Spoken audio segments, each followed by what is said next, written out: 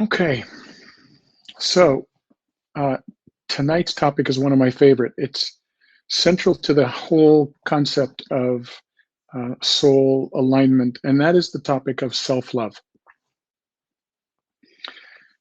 Self-love.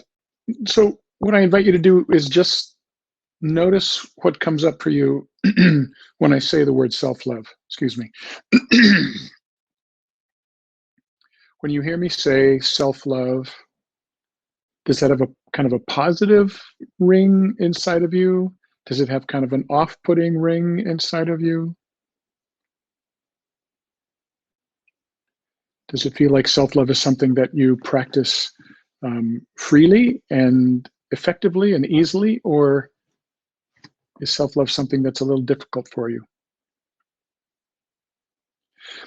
It may be helpful to think of what the opposite of self-love is, and those are different expressions of self-judgment and self-criticism and self-hatred and self-punishment. And those, for some of you, may feel a little more familiar. So to understand self-love, there are a few questions that arises. What is the self that we're talking about? What kind of love are we talking about? But what is the self that we're supposed to be loving? And so it's to that I'd like to turn our attention for a bit this evening. Who or what is this self that needs to be loved or gets to be loved or receives the love, the self-love? So I'm going to just look at a little picture here. One of the things I miss about my in-person classes is my little whiteboard where I could scribble and make little images and illustrate and so forth. And I always say when I, bring something like this up, I say we're doing it's possible. We're trying to draw a picture of something that really can't even be spoken of, but here we are doing it. It's helpful for the mind to have some kind of structure, something to be able to conceptualize, and it's helpful for the mind to be able to grasp onto that if it advances the mind's understanding of truth, the truth that Jesus says will set us free when we know it, but not to grab onto that level of truth as though it's final, not to cling to it. I think this is where, in general, religions get into trouble, and I will be careful not to get too lost in this, but I think this is where religions get into trouble, is that they receive the truth as it's given to them from the master, Jesus, Buddha, etc. And then that truth kind of gets rigidified and hung up in a museum, and kind of rather than allowing that truth to have the influence that it does on our consciousness and to raise our consciousness to a certain level, which makes the consciousness then mature and ready and right to receive the next level of truth. You see, any truth that can be spoken is not the final truth. So all that to be said, here's a little picture of with some names on it that we use freely in this class, and I want to see if I can help you to understand what they mean. So we've been using the word soul a lot, and I want you to see that the soul is an expression, a unique expression of source or spirit. So some people have asked me, what is the soul's relationship to spirit? Because, as we've said in previous classes, soul and spirit are often used interchangeably. And we're not doing that in this class. In this class, soul is an expression of spirit, kind of quotes down toward individuality and toward matter. Person or personality is actually a creation of soul. It's an expression of soul, as soul is an expression of source. Now, here's where it gets interesting. All of this is a part of one spectrum of consciousness. The universe is, as I understand it, the universe is a multitudinous expression of a single supreme consciousness, called, God sometimes, and called uh, supreme consciousness, or called spirit, or called source, or called all that is, or called Brahman, or called, etc. So what I want you to understand about person or personality is this is the level of consciousness that has forgotten its true nature. This is part of this, what in the Vedantic tradition is called the divine Leela, or stage play. So the soul covers itself in a personality and acts through that personality in the world. Now, the person or personality itself has forgotten its true nature, forgotten that it is actually an expression of source. You can see here in the upper level of the mental body this thing called a veil. This is by design, it's put into the structure and keeps the personality from perceiving itself as being an expression of soul, which is but an expression of source. And so then that gives rise to what we call the ego. The ego is the story that the person tells about him or herself, having no sense whatsoever of connection to soul and spirit, right? Due to the veil, or sometimes it's called the glass ceiling, there isn't a felt sense of experience in almost all people until they overcome it. There isn't a felt sense or experience of connection to soul and spirit. To the person, to the personality, we are separate. We are physical bodies, separate from one another, kind of scraping out an existence in a world full of separate selves. We're in competition with these separate selves. We're striving to get our needs met. We're trying to do everything we can to survive and not die. That's kind of the worldview of the ego. And the ego holds that worldview because it has no felt sense of connection to soul and source. I've used this metaphor in other classes where, if you go see a movie, which we're not doing nowadays, but if you go see a movie, the movie tends to not assume that there is a supreme or divine intelligence that is unfolding and in operation in and through creation. The movie tends to not be that way. It's what we call a godless movie. Godless just in the sense that God isn't assumed in that movie. And so in the movie, the characters go on about their life as though they live in a universe that's kind of fatalistic, as though they are bodies and they have these dramatic and sometimes traumatic exchanges with one another. And it makes the stage play very, very dramatic, very juicy. It also, as you might imagine, creates a tremendous amount of suffering. The ego that believes itself to be separate and alone also believes itself to be not good enough, just inherently. Because the soul is missing from its story. It's like the nucleus is missing out of the cell, right? And the cell realizes something central is missing and cannot feel good about itself as long as that thing that is central to it is missing or gone. This is the birthplace of shame in our lives. This is the birthplace of fear and anxiety in our lives. It comes from this sense that we are cut off and alone and separate and fragile and could at any moment be wiped out. Well,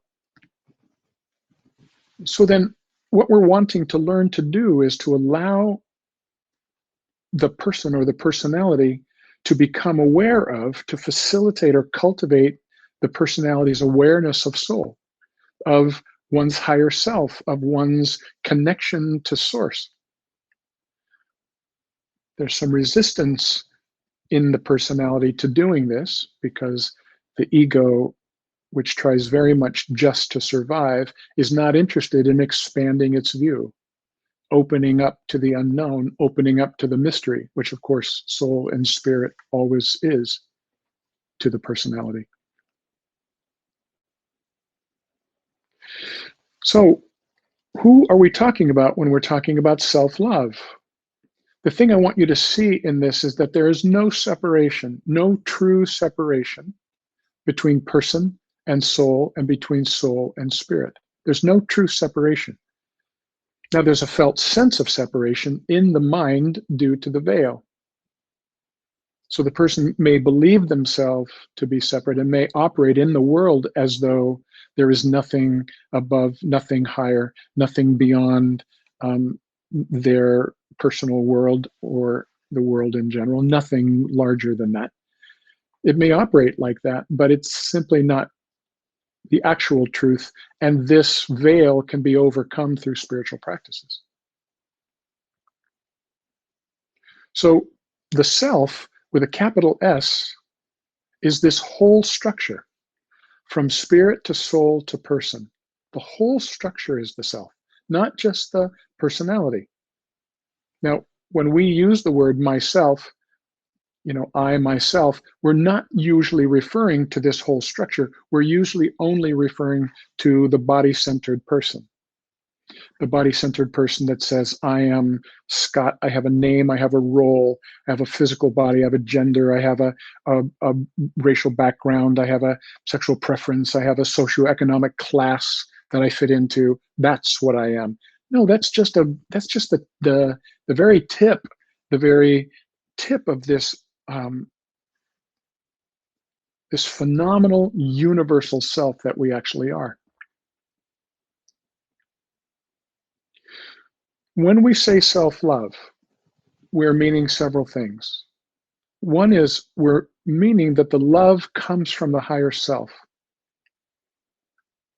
And it washes down into and through the personality in ways that deeply heals the personality. The veil, which is so problematic for us because it keeps us from experiencing our true nature, the veil is thinned and diminished and ultimately dissolved through love. Love is the power that overcomes the veil. And so allowing love to flow from the higher to the lower and from the lower to the higher has this diminishing and disempowering effect on the veil. So understand, from the higher to the lower and from the lower to the higher. So we're going to work today on understanding how to allow this love from the higher to the lower. That is, from the higher self or soul self down into and through the personality that suffers and that struggles and that is struggles with shame and fear and guilt and feelings of inadequacy and struggles with its own mortality and so forth. So we're going to look at how to allow the love, this very healing power of our higher self, to flow in a way that heals those aspects of us that we're struggling with. The love from the lower to the higher is what in most religious traditions is called devotion or bhakti. And this is the love that the person or personality develops for the higher self and for spirit, for source. And that is a very powerful way, and in some circles, in some yogic circles, is considered to be the fastest way to self-realization, to God realization. The profound love that develops in the heart for one's own higher self and source. So we're going to look at both of these today. Mostly, we're going to look at ways to allow to open to the download of love from spirit, soul, into personality. Now, if we were in person, I would be stopping here and saying, so, are there questions about this? So I want to give you a moment. If you have a question about this, if there's any confusion about the terms or any question that you might have about this, I want to give you a moment to type that question in, because the rest of this evening is dependent upon, or at least arises out of, this understanding. Does anybody have any question or comment about this structure?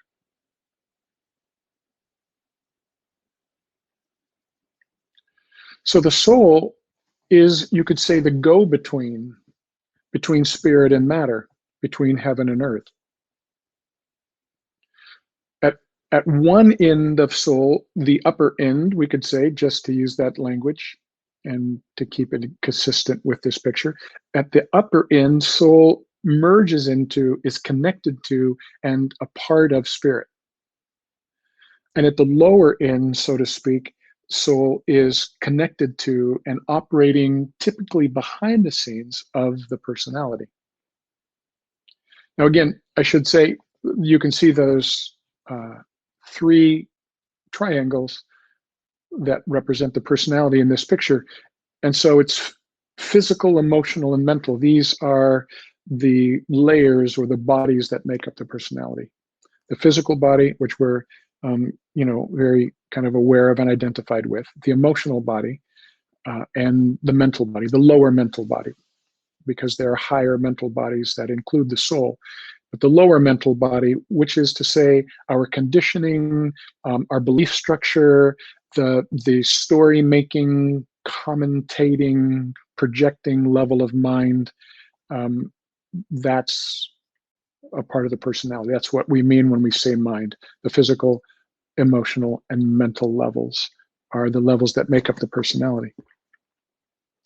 Those are actually expressions of, extensions of soul. But at that level in the spectrum of consciousness, there is no recollection of that. There is no memory of that. And this is what the life events, everything that happens in our life, including the very difficult things in our life, this is the purpose of them, is to awaken the personality to its true nature as soul and spirit. All right, so spiritual practices, whether it's meditation or mantra work or pranayama or moving meditations like yoga and qigong, the purpose of these is to begin to have a growing sense or glimpse that there is something more to us than these three layers, the physical, emotional, and mental. There's something more to us than that.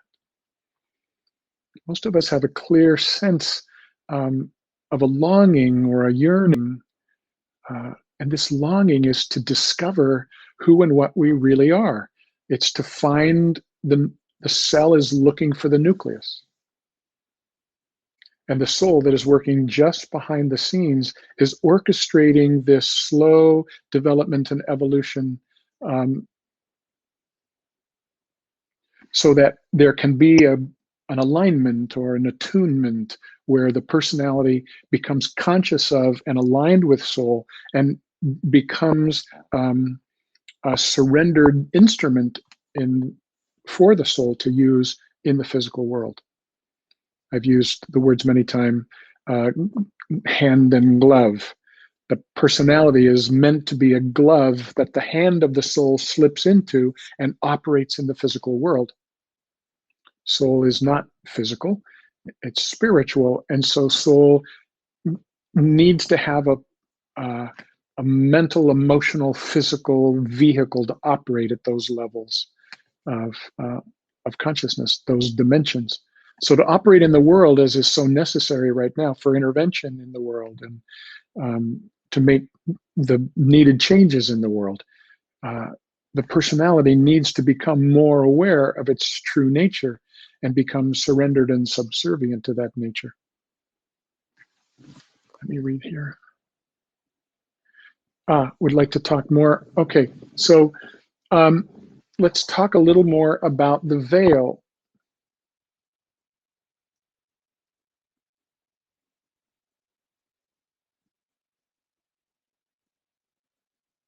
So the veil, we could say, is the veil of forgetting. The veil is there purposely and intentionally, but the personality from lifetime to lifetime actually thickens and adds to and builds the veil through its own actions, thoughts, words, and actions that are not rooted in truth and love.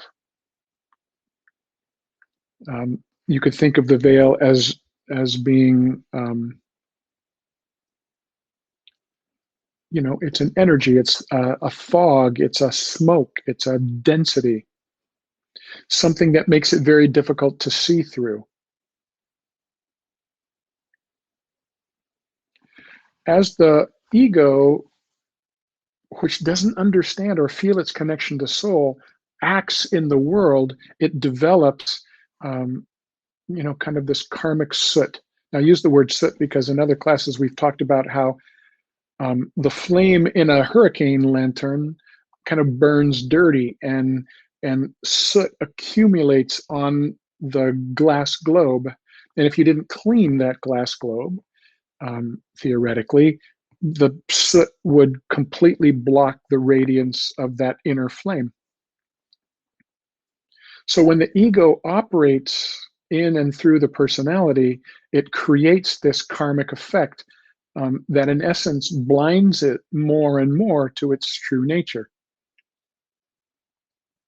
doing things that are rooted in untruth, doing things that are rooted in non-love, doing things that are caring only for oneself, doing things that are harmful to others, egocentricity, greed, hoarding, violence, so forth. These kinds of things add significantly to the veil, to the thickness, right?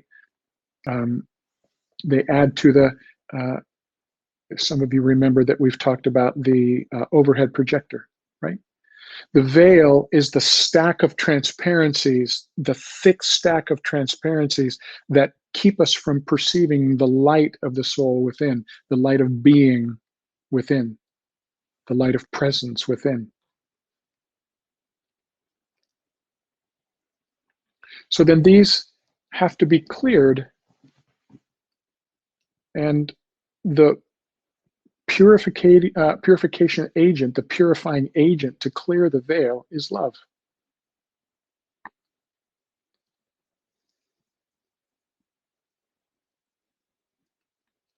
I think that's all I'll say about the veil, because I want to get to this greater understanding of how we allow the soul to penetrate through the veil with love and to touch everything in our system that is not yet resonant with truth and love. In the physical body, yes, of course, but especially the emotional body and the mental body, there are dense energies, karmic energies, energies of an unresolved past, unhealed wounds that continue to thicken our veil and keep us from being aware of our true nature. And they get us stuck in thought patterns of anxiety and untruth, and we get obsessed with how life is unfolding, and we feel that people are treating us poorly, and we get stuck in kind of pessimistic lines of thinking and so forth. These are our karmic patterns. So we want to begin to allow the soul to penetrate through the veil and touch all these aspects in the personality that need to be healed or cleared before the personality can perceive its true self, its own source, and come into a working relationship with that. So this is where we learn to get quiet. This is where we learn to get still. This is where we learn to turn inward. These are the necessary steps to begin to attune to soul and allow the soul to respond with the inflow of a healing love. So this goes against our typical everyday default consciousness kind of egoic patterns, which keep us mm, very busy and externally focused. Instead, what we want to learn to do is to get quiet and turn inward, especially when things are happening like at the scale that they're happening in the world today. This seems to be the exact opposite of what our impulse is to do when things are really scary. Seems to be the opposite. So we have to cultivate kind of consciously and intentionally this practice of getting quiet on a daily basis and turning inward. So that turning inward begins with a looking at what's troubling us. It begins with, as we talked about last week, looking at our anxiety. It begins with looking at our the fear that we have about our mortality, um, the fear that we have about being so out of control to the events in the world,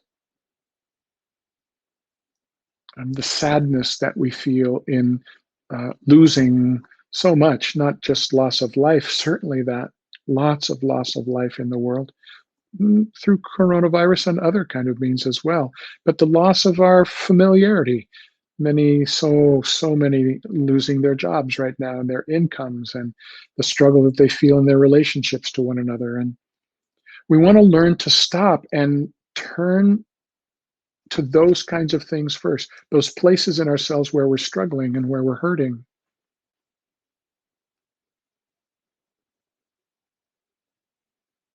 So let's begin to shift it from just conceptual to experiential, shall we?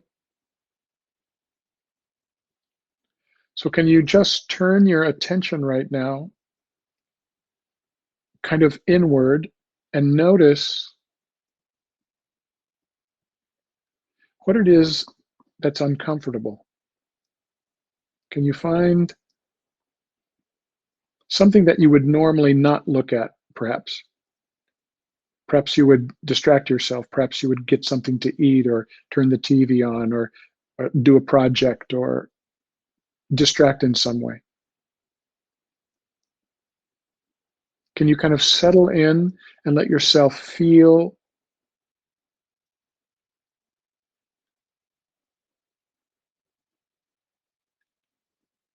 that there are layers or levels of discomfort, of uneasiness, of anxiety? Now, for some of you, you may not feel this. It may not be right at the surface for you.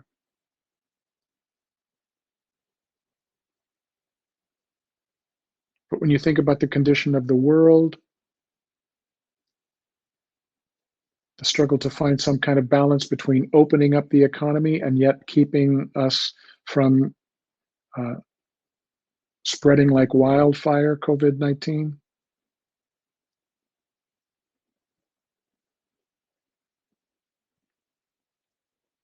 people trying to protect themselves, people who are sick and struggling and suffering. Can you get in touch with just these layers of discomfort? And don't worry as to whether or not they feel like they're yours or that you're picking them up from the environment.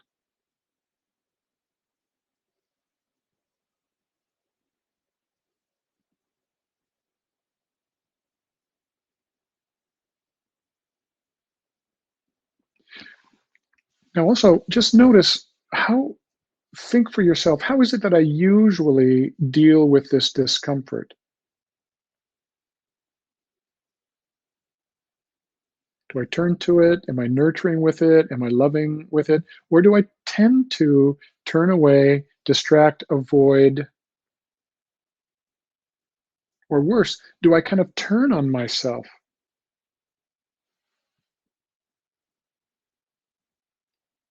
Can you find patterns in yourself of self-judgment where you're kind of hard on yourself, critical of yourself? Perhaps it could be the repetition of an old pattern that you'd like to get rid of, but it sticks with you. Perhaps there's something in your life you'd like to change, and that pattern is tenacious and it's not changing, and you get frustrated with yourself. Maybe it's a pattern of reaction that you feel toward a partner or a child or a neighbor.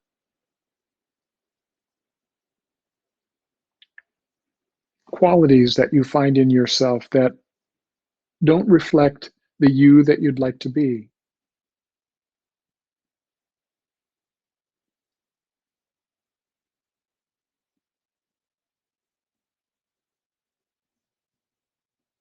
And notice how you typically treat yourself when you bump into these qualities, or these reactivities come to the surface, or these certain aspects of yourself that you don't like, that you're critical of, come to the surface.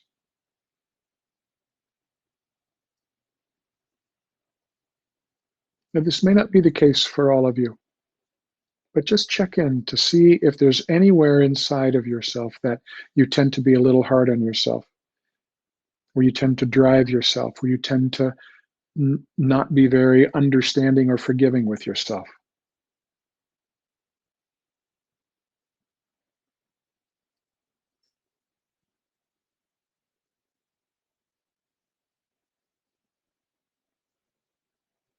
Notice how these can leave us feeling kind of cut off,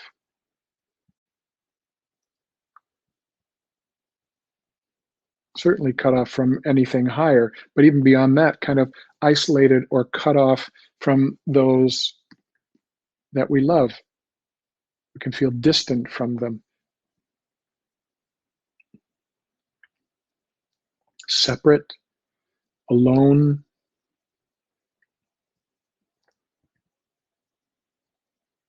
And again, this may not be true for all of you, but for some of us, when we're hard on ourselves, it's like kind of using a stick on ourselves, kind of hitting ourselves with a stick, as though we like pick this up somewhere, this idea that if I use a stick, I'll keep myself in line.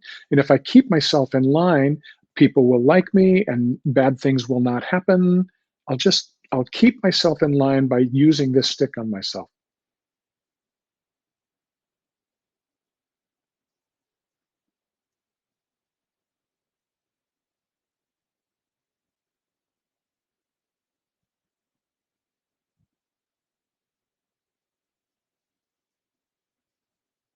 So just watch any of that kind of tendency, even the most subtle expressions of just a subtle kind of self-rejection,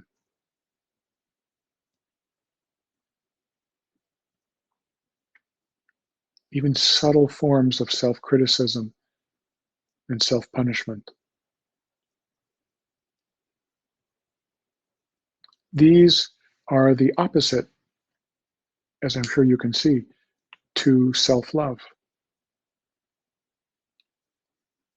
to self-respect, to self-care.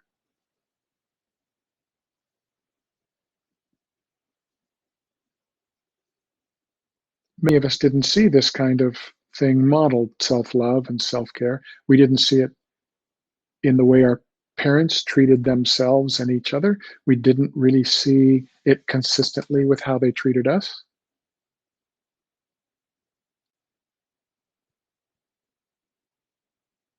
Much more has been modeled in terms of self-criticism and self-judgment. So we're just taking time to see if you can get in touch with the subtle nature of this in your own life. And maybe for some of you, it's not so subtle. Maybe it's quite obvious.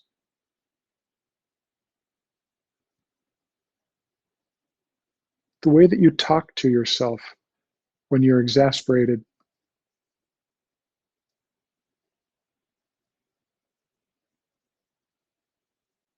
I know there have been times in my life when I've talked to myself in ways that I would never dream of talking to anyone else.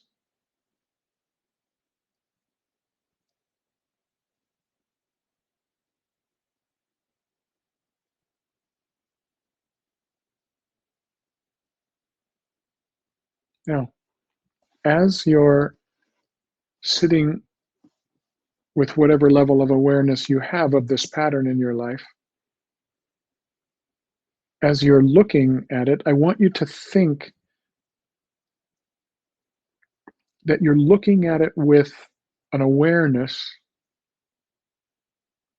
that is kind. Now, mostly we're not aware of awareness because we're totally wrapped up in the pain of the pattern that we're looking at. But I want you to become more conscious of the witness of this pattern.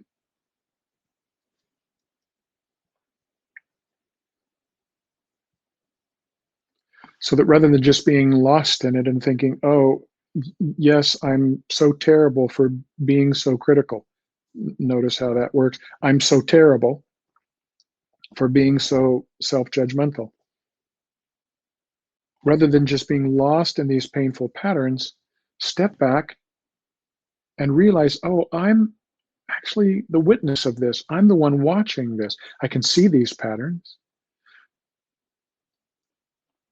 These patterns are present in my personality. They get acted out often, or at least at times. Who is it that's able to see that? That's awareness. Now, it's very important that you understand this. Awareness is just another name for soul. Awareness, conscious awareness, meaning I am aware that I'm aware. Conscious awareness is the nature of soul. The soul is the awareness that functions in the life of the personality, even when the personality does not know it.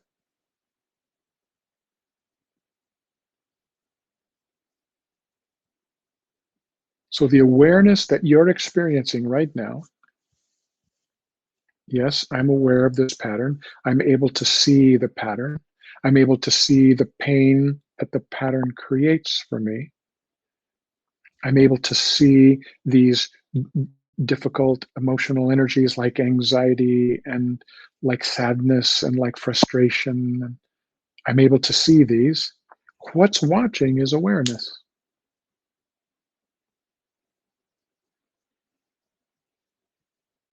Which is actually coming from a higher level of consciousness. Now, see if you can allow that understanding so that you have the sense now that what you're watching this pattern with is soul. Soul is the awareness that's watching this pattern of self-judgment, self-criticism. It is soul that is watching these energies of anxiety, sadness, whatever is there.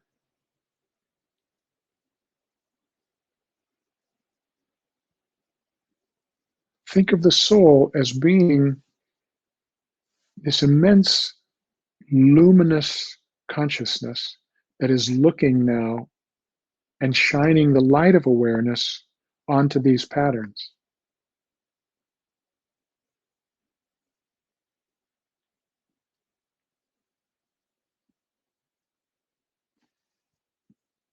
The light of awareness is shining on the density and pain and tenacity of these patterns.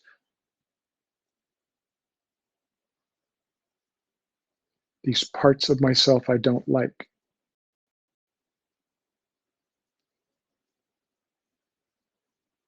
From above or behind, awareness is watching this and shining the light of loving kindness into these patterns.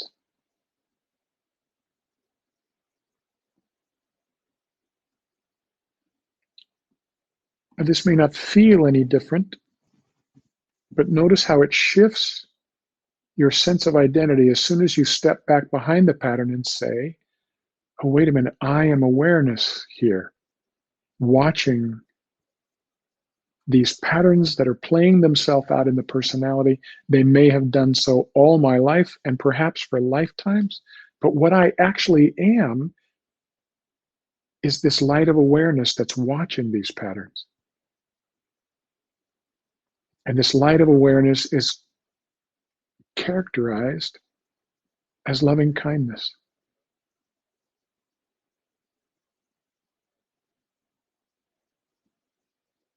Can you open yourself to allow the energy of loving kindness to begin to seep in to the personality and to touch these patterns that you're looking at?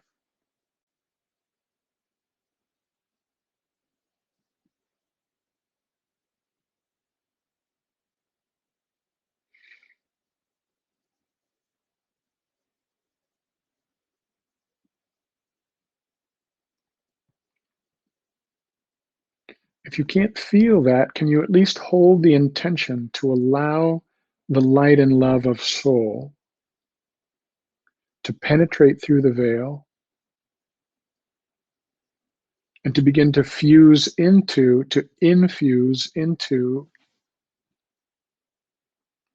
these dense, heavy, painful patterns of self-criticism, self-judgment, any of these energies that you struggle with, reactivity and anxiety and whatever might be there that you've been watching. Can you hold the intention to allow the soul to penetrate through the veil, to bring the light of awareness and love to all these energies and patterns?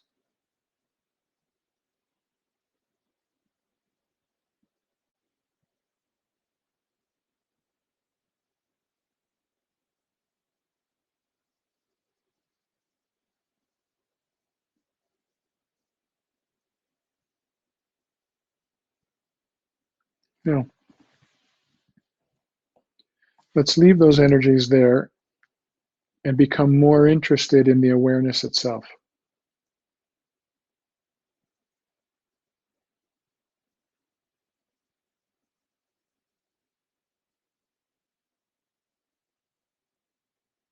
Come up into the heart center.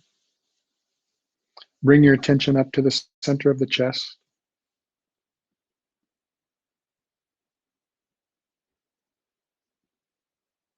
And move deeper into the chest.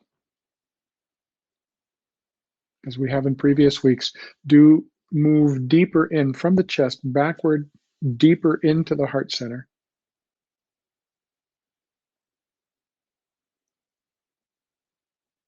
Till you can feel that things are becoming a little quieter and more open and spacious.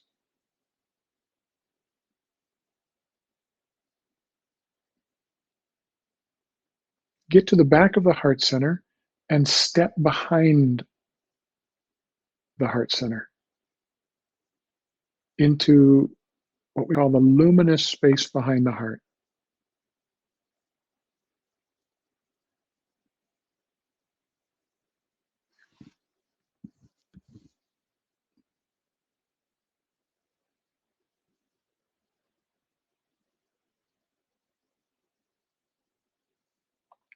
And just see if you can feel a shift in consciousness as you step behind the heart center into the space behind the heart. A greater stillness, a greater tranquility.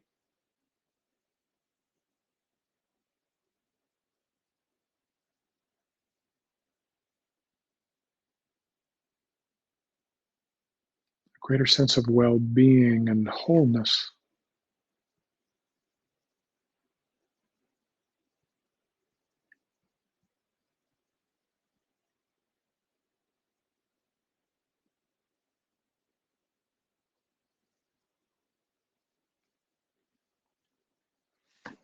This is soul consciousness pushing up against you from behind, docking into the personality through the backside of the heart.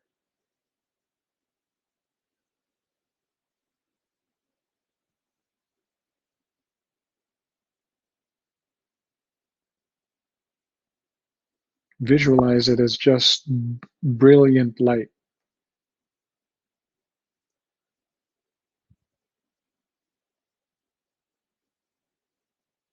Sense it to be infinite intelligence and profound unconditional love.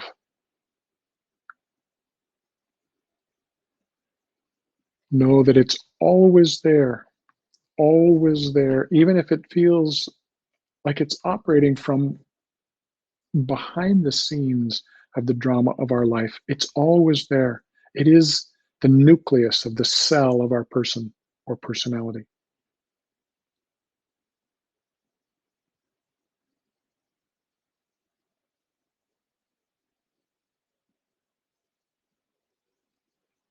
Now, with your intention, invite this light of soul consciousness to flow into and to fill your chest. From behind, so to speak, the light comes through the backside of the heart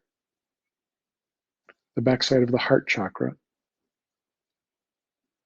The light of soul consciousness flows into and fills the chest. Just visualize the chest as lighting up.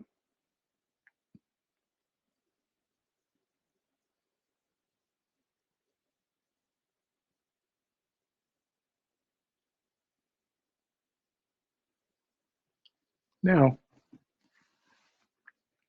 let awareness, which is the nature of soul, turn upward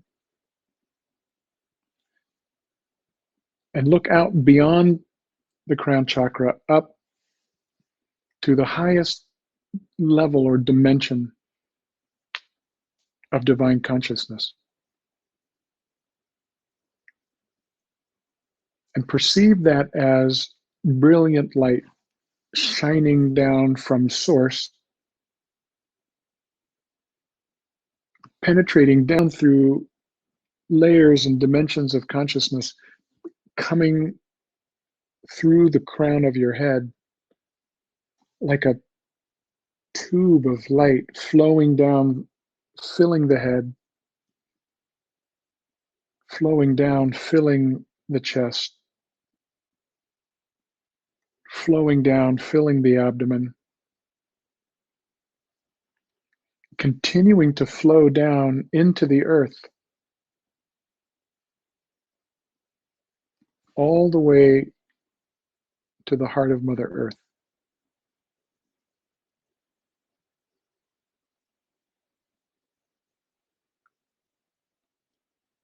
So now visualize / feel the reality of this brilliant light of the highest divine consciousness flowing down,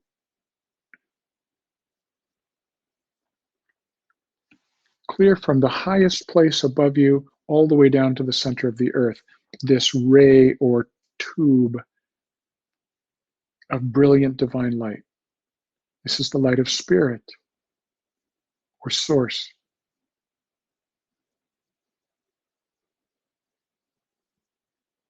Open yourself to this. If this is your choice, you have the right and the choice to say, no, thank you, this isn't for me at this time. But if this is your choice, and if you want this, then open yourself and invite this experience of the light flowing down from high above through you and all the way down to the center of the earth.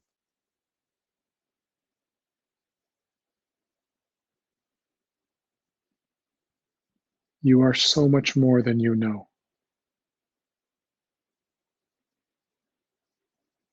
Now stay focused on this vertical ray, this tube that encompasses your whole body,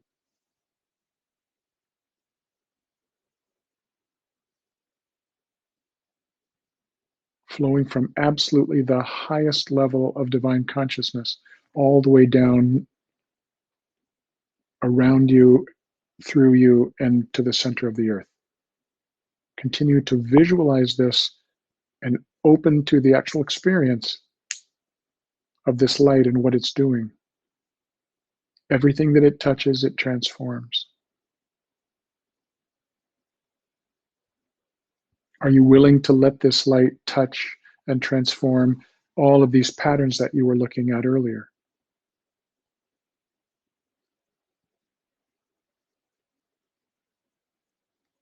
Feel how at the heart center, the light of spirit shining down and the light of soul coming forth blend, merge, become one.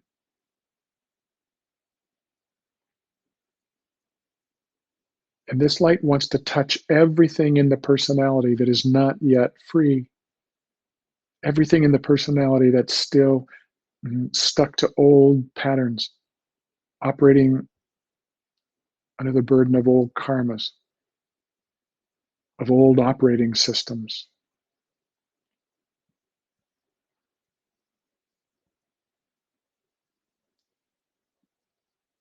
Can you allow in this moment the sense of this light to be profoundly loving in the way that it touches everything inside of you that you might normally avoid or turn away from?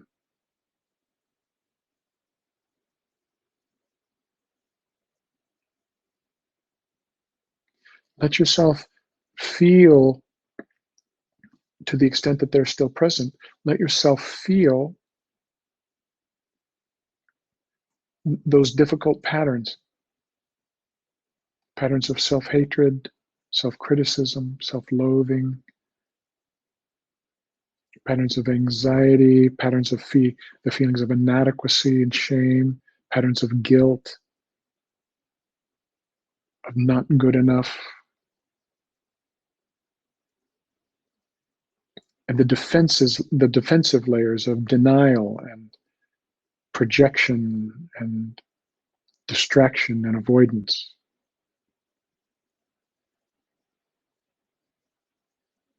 How all of these come from the mind's belief that it's separate. Now let that belief in separation be saturated in this light.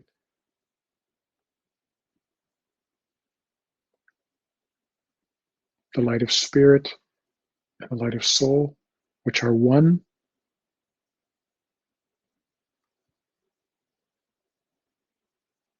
Let it move powerfully through your whole system, every level of your being, and purify and soothe and love and heal and release and clear everything that is not yet resonant with truth and love.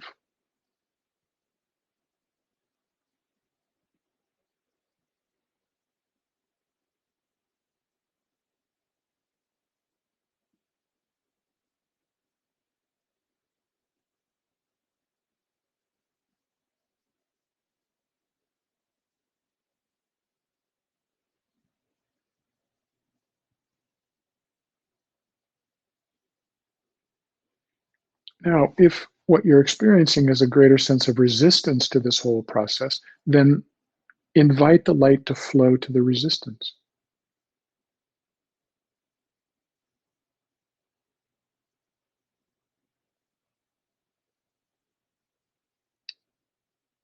If you're having a difficult time with the whole visualization and the whole experience, that's totally fine.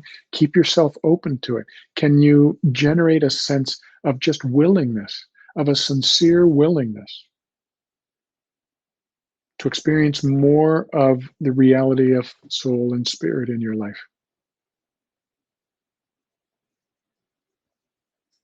And can you, all of us, cultivate this sincere desire to be taught how to allow love to heal us at every level of our being?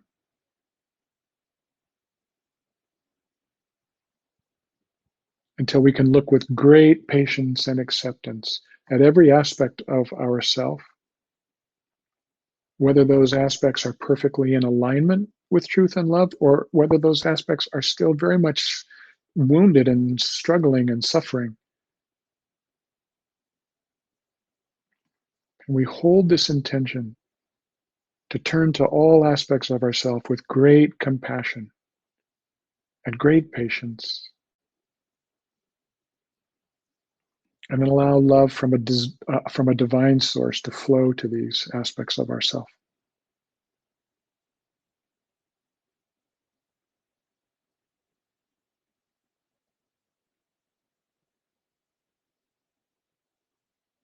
Again, just hold this visualization of the body-mind being held in this tube of divine light.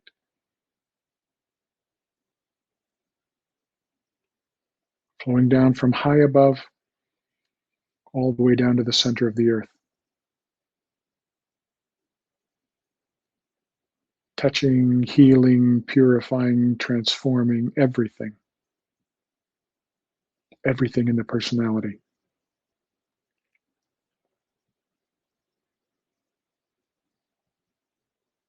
And as things become healed in the personality, the light of soul seeps in and takes its place, like the hand finally being able to slip more fully into the glove.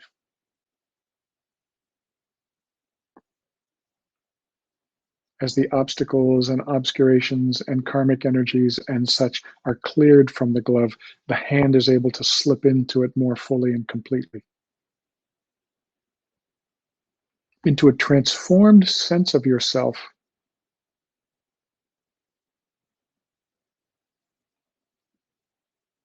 A shift in identity from thinking, I am this body, struggling with these patterns, to I am the soul. I am the light divine.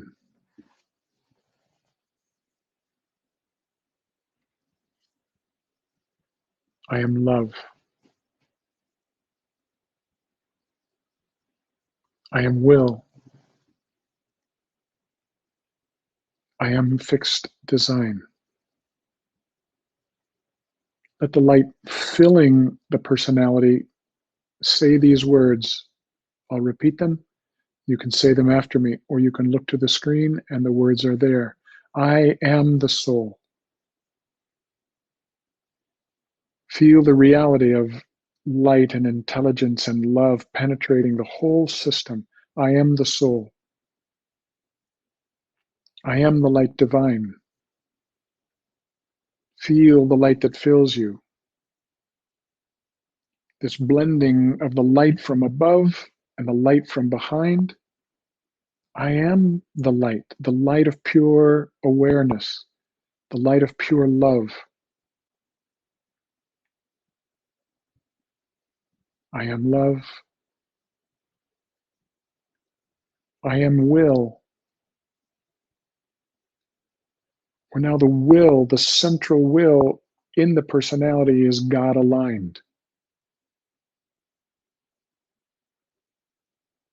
I am fixed design.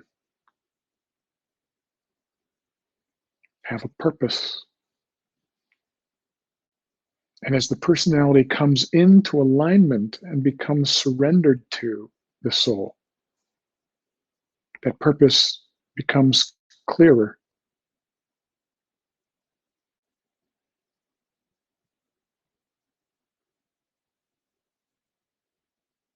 And one way to understand this purpose is to just feel how, as the light from above and the light from behind come together in the heart, there is a flashing out a horizontal level. Visualize that now. We've been working on a vertical sense of light from the highest down into the center of the earth. Now think on a horizontal plane, how the light in the heart flashes out, bursts out like a nuclear bomb going off, just flashing out in all directions, where this love, this light, seeks to be of service to others in the world. It radiates out to one another in this group. See if you can feel that. The love in the heart radiating out to one another, supporting and and loving and giving energy to the process of each one in this class tonight.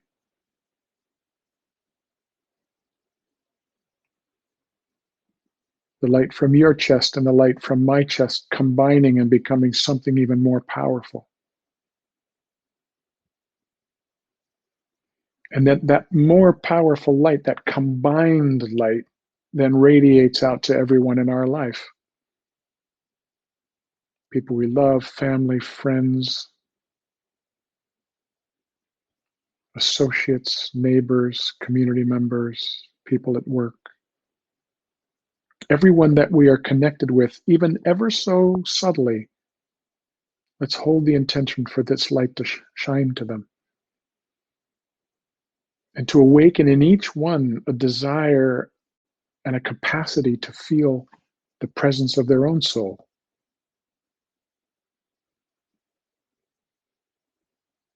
Let's hold the intention for this light as it shines out beyond the limitations of our connections to people in our community, to people in our state, to people in our nation, to people in our world.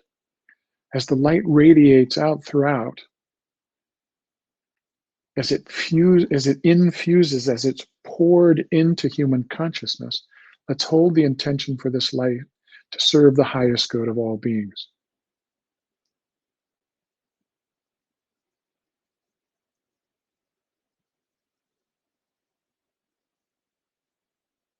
Just feel it pour out of your heart in all directions.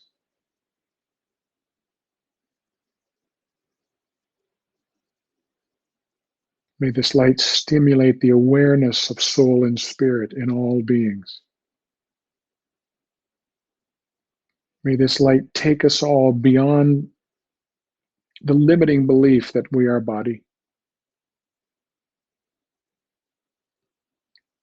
beyond the erroneous belief that we are bad or inadequate or not enough, and into the truth of who and what we actually are, from the physical all the way up to divine consciousness.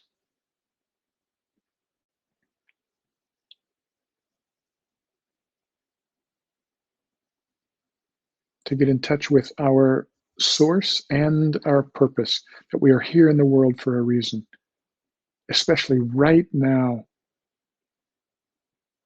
to offer to this world the unbelievably rich resources of our heart and soul.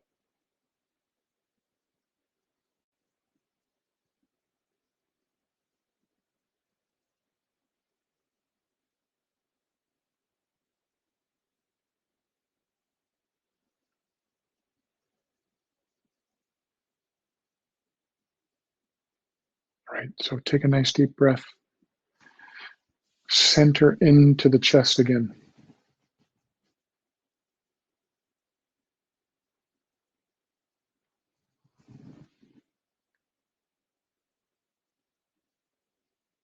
Just rest there for a moment, letting go of all visualization. Rest there in, if you can, in a sense of radiance, of just resting in the radiance.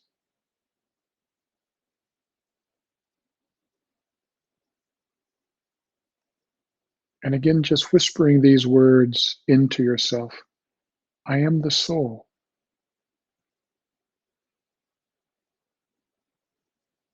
I am the light divine.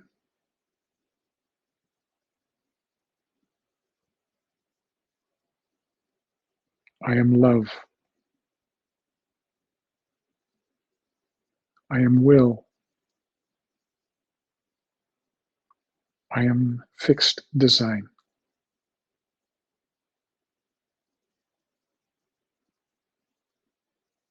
Now, as you begin to open your eyes and let the body move, hold the intention to remain centered in that sense of I am soul. I am consciousness. I am awareness. I am love.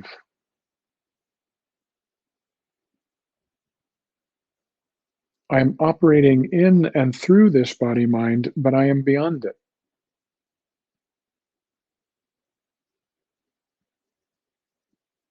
Look around the room, see what's familiar, but see if you can maintain what may feel like an unfamiliar sense of yourself as soul. Letting go, if just for now, the old stories of yourself and whatever remains tenacious that the mind wants to cling to. Just be very compassionate and loving with these aspects of mind that don't want to give up these old suffering-based identifications.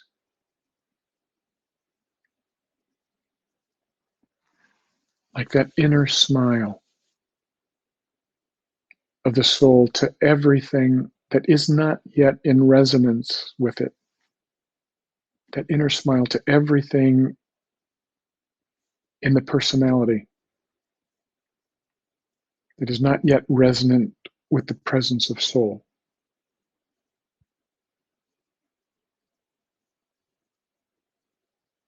Just allowing a deep sense of loving kindness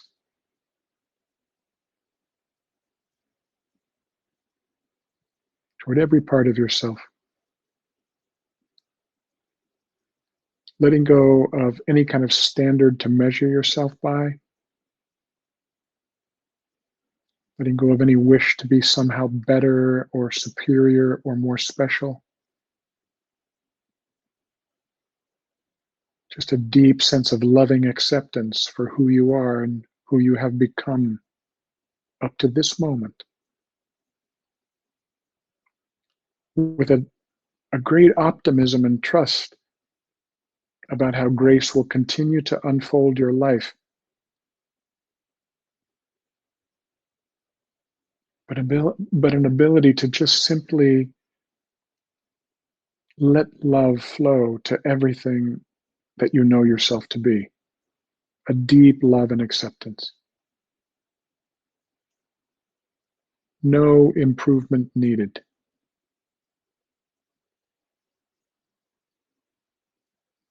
Because you are not just this personality. You are the soul, which is an expression of universal spirit. You are an expression of the infinite being. How possibly could you improve upon that? And our continued journey is to allow the personality to come into sync with that, into resonance with that, into the realization of that. It's what in the East is called self-realization. It's the realization that I am that.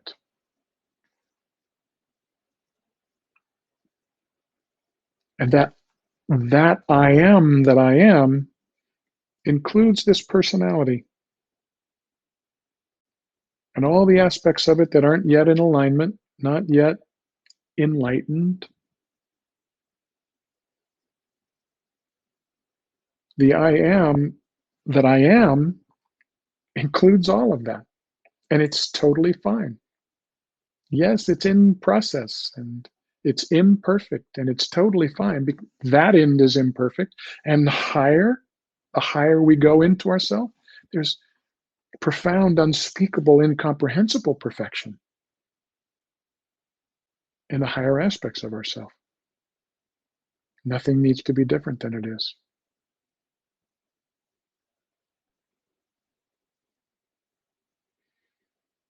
All right.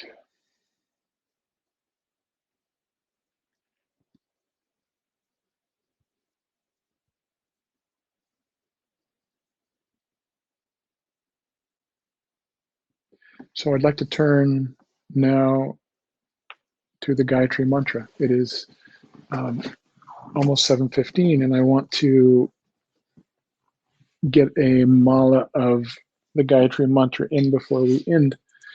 Now, again, as I have told you before, some of you will not necessarily be interested in the Gayatri Mantra, and that's totally fine. I want you to consider the Gayatri Mantra is a veil thinner. a veiled diffuser. The Gayatri Mantra, considered by many of the mantra masters to be the mother of all mantras,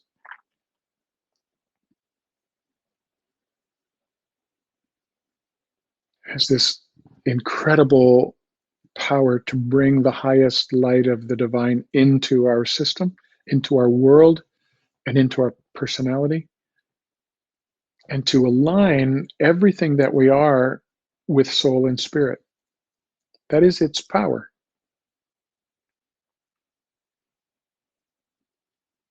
And there's something incredibly powerful about doing this together. You can do the Gayatri Mantra by yourself and receive profound grace and blessing from it, and it will affect you in amazing ways. When we do it together, we link up and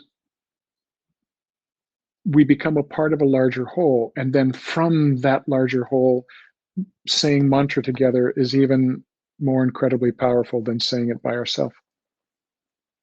And it has this way of dissolving the mind-made idea that we are separate. We're not. We're not separate at all.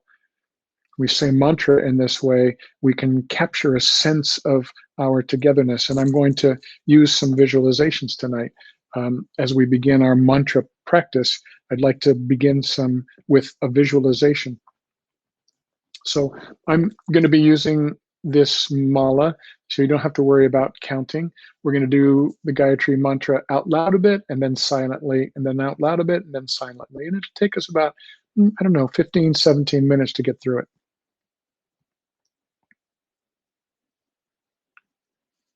So I invite you to close your eyes.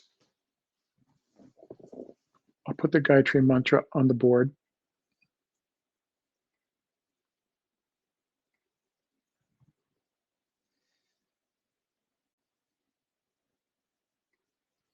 Okay, so I invite you to close your eyes.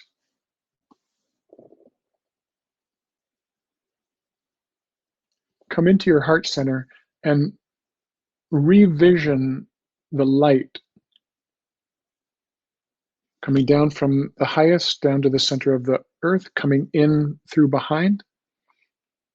Revisualize that profound brilliance in your heart center as though the light of the sun was radiating in your heart.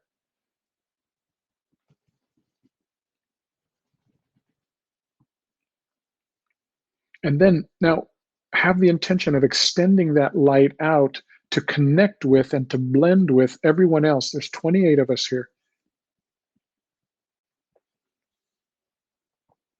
So have the sense that we're sitting in a circle. You can visualize it that way if it's easier. We sit in a circle, and the light from each person in the circle radiates out into the center of the circle, and the light becomes exponentially more powerful, nuclear, and fills the circle and surrounds the circle.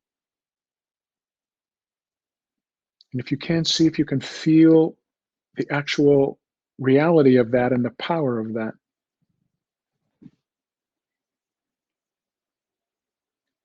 So that we hold the intention of saying the Gayatri Mantra from this space of power, from this soul-infused circle, where 28 souls blend into a larger soul, and say this mantra on behalf of everyone in the circle for a blessing of grace that will create a greater sense of soul and spirit alignment.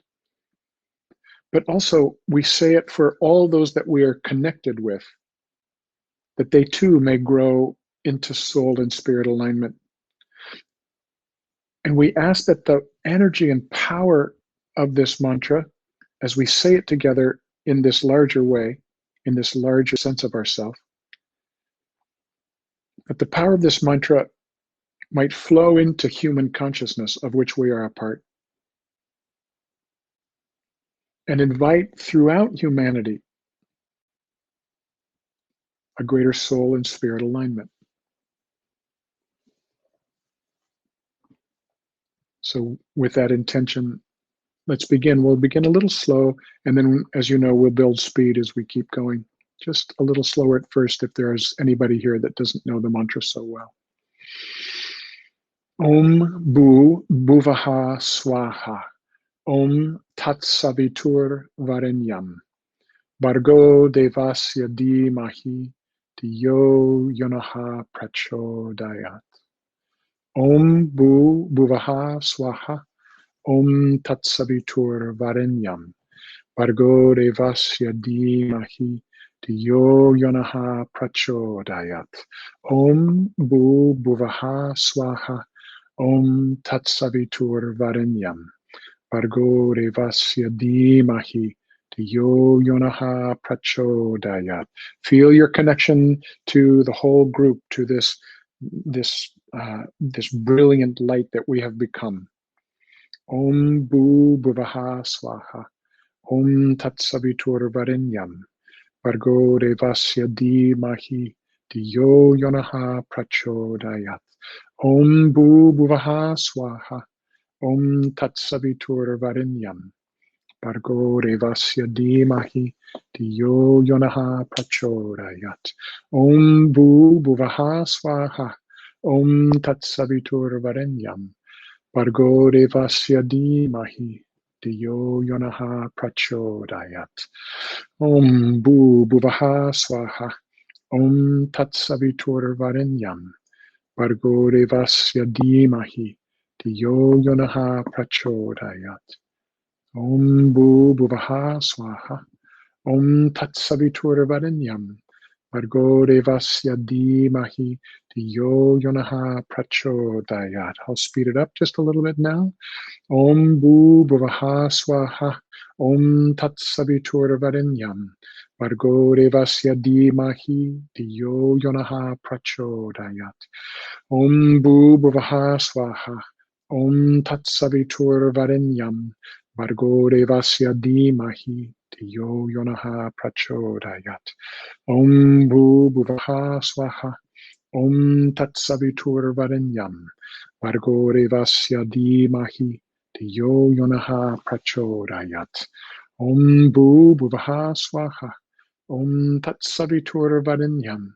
Bargo Devasya Dhimahi Dhiyo Yonaha Prachodayat. Om Bu Bhuvaha Swaha. Om Tat Savitur Varenyam. Bargo Devasya Dhimahi Dhiyo Yonaha Prachodayat. Om Bu Bhuvaha Swaha. Om Tat Savitur Varenyam. Bargo Devasya Dhimahi Dhiyo Yonaha Prachodayat. Om Bu Bhuvaha Swaha. Om Tat Savitur Varenyam.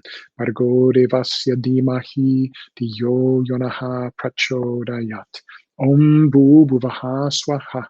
Om Tat Savitur Varenyam. Bargo Devasya Dhimahi Dhiyo Yonaha Prachodayat. Om Bu Bhuvaha Swaha. Om Tat Savitur Varenyam. Bargo Devasya Dhimahi Dhiyo Yonaha Prachodayat. Om Bu Bhuvaha Swaha. Om Tat Savitur Varenyam. Bargo Devasya Dhimahi Dhiyo Yonaha Prachodayat. Now go your own pace. Hold the visualization of being a part of this brilliant circle of light and saying the mantra from your soul self.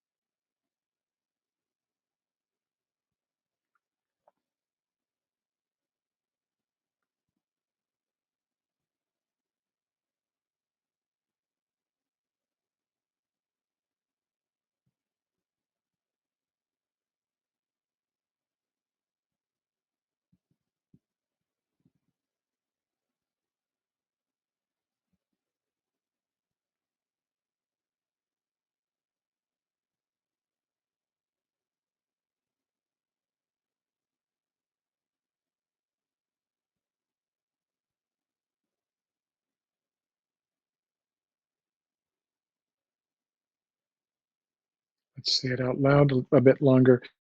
And again, just like any other meditation, when your mind wanders, just bring it back. Do the best you can to concentrate on the words and on the sense of the power of the light that's operating in and through you and descending down into us. Om Bu Bhuvaha Swaha. Om Tat Savitur Varenyam. Bhargodevasya Dhimahi Yo Yonaha Prachodayat.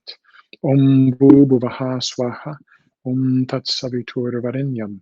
Bhargodevasya Dhimahi Yo Yonaha Prachodayat. Om Bhu Bhuvaha Swaha. Om Tat Savitur Varenyam. Bhargodevasya Dhimahi Yo Yonaha Prachodayat. Om Bhu Bhuvaha Swaha. Om Tat Savitur Varenyam. Bhargodevasya Dhimahi Yo Yonaha Prachodayat. Om Bhu Bhuvaha Swaha. Om Tat Savitur Varenyam. Bhargodevasya Dhimahi Yo Yonaha Prachodayat. Om Bhu Bhuvaha Swaha. Om Tat Savitur Varenyam. Bhargodevasya Dhimahi Yo Yonaha Prachodayat. Om Bhu Bhuvaha Swaha. Om Tat Savitur Varenyam. Bhargodevasya Dhimahi Yo Yonaha Prachodayat. Om Bhu Bhuvaha Swaha. Om Tat Savitur Varenyam. Bhargodevasya Dhimahi Yo Yonaha Prachodayat. Om Bhu Bhuvaha Swaha. Om Tat Savitur Varenyam. Bhargodevasya Dhimahi Yo Yonaha Prachodayat. Om Bhu Bhuvaha Swaha. Om Tat Savitur Varenyam. Bhargodevasya Dhimahi Yo Yonaha Prachodayat. Om Bhu Bhuvaha Swaha. Om Tat Savitur Varenyam. Bhargodevasya Dhimahi Yo Yonaha Prachodayat. Om Bhu Bhuvaha Swaha. Om Tat Savitur Varenyam. Bhargodevasya Dhimahi Yo Yonaha Prachodayat. Om Bhu Bhuvaha Swaha. Om Tat Savitur Varenyam. Bhargodevasya Dhimahi Yo Yonaha Prachodayat. Om Bhu Bhuvaha Swaha. Om Tat Savitur Varenyam. Bhargodevasya Dhimahi Yo Yonaha Prachodayat. Om Bhu Bhuvaha Swaha. Om Tat Savitur Varenyam. Bhargodevasya Dhimahi Yo Yonaha Prachodayat. So now silently again, we're about halfway through. Just really concentrating on the words and the light streaming down from above.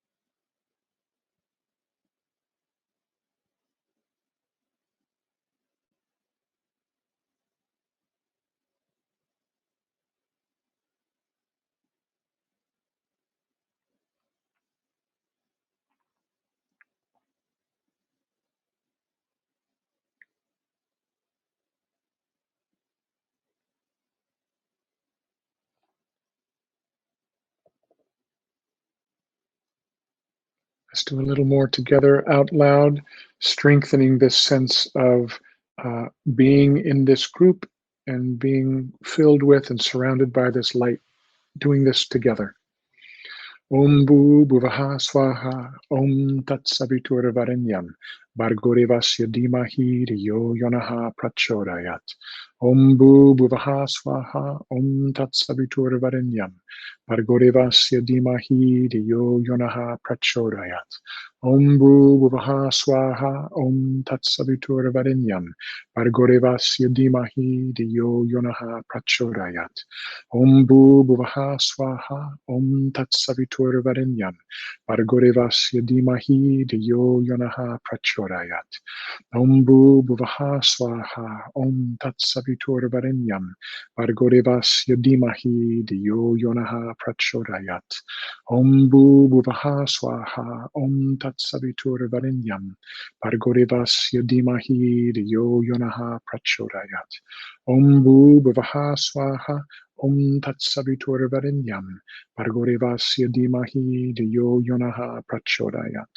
Om Bhu Bhuvaha Swaha Om Tat Saviturvarenyam Bhargorevasya Dhimahi Yo Yonaha Prachodayat. Om Bhu Bhuvaha Swaha Om Tat Saviturvarenyam Bhargorevasya Dhimahi Yo Yonaha Prachodayat. Om Bhu Bhuvaha Swaha Om Tat Saviturvarenyam Bhargorevasya Dhimahi Yo Yonaha Prachodayat. Om Bhu Bhuvaha Swaha Om Tat Saviturvarenyam Bhargorevasya Dhimahi Yo Yonaha Prachodayat. Just about 20, 25 more. Go quietly for a moment. Again, really feeling the light pouring down.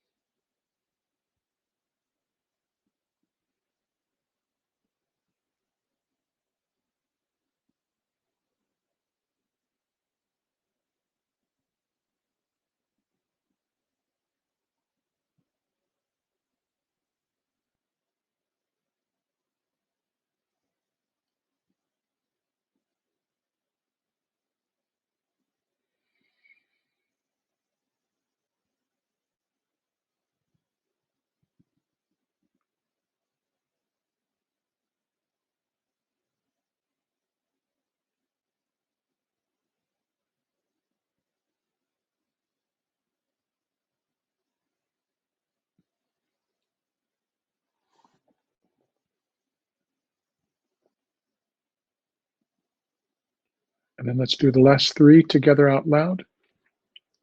Om Bhu Bhuvaha Swaha Om Tat Saviturvarenyam Bhargorevasya Dhimahi Yo Yonaha Prachodayat. Om Bhu Bhuvaha Swaha Om Tat Saviturvarenyam Bhargorevasya Dhimahi Yo Yonaha Prachodayat. Om Bhu Bhuvaha Swaha Om Tat Saviturvarenyam Bhargorevasya Dhimahi Yo Yonaha Prachodayat. So just for another moment, stay in the energy of that mantra.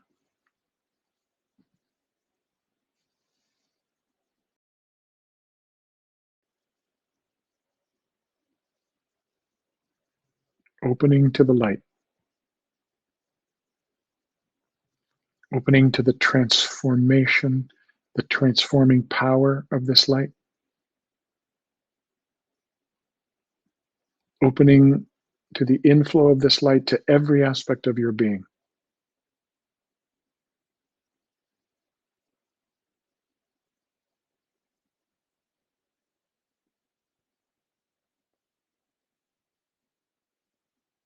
So as we bring this practice to a close tonight, I want to thank you for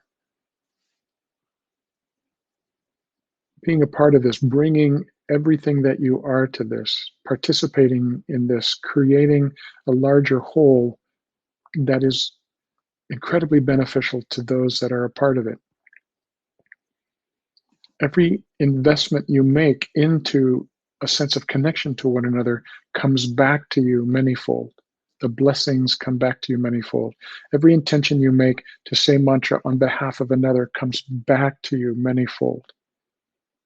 So we're doing something beautiful and powerful, not only for ourselves, but for everyone we're connected with and for human consciousness. Thank you so much for your commitment to being a part of this from week to week. I look forward to seeing you next week. Much love. Namaste.